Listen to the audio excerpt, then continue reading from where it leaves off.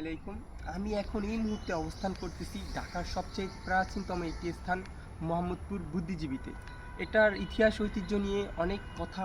1971 সালের 14ই ডিসেম্বর বাংলাদেশের স্বাধীনতার ঠিক আগ মুহূর্তে বাঙালি জাতিকে যে মেধাশূন্য করার যে লক্ষ্য ছিল, তার একটি উদাহরণ হচ্ছে এই রায়ের বাজার বধ্যভূমি। তৎকালীন পাকিস্তান হানাদার বাহিনীরা এবং তাদের এই দেশের দোসর আল বদর আল শাসক বাহিনী ঢাকার বিভিন্ন স্থানে দেশের শ্রেষ্ঠ সন্তানদের শিক্ষক, সাংবাদিক, চিকিৎসক, প্রকৌশলী অপহরণ করে।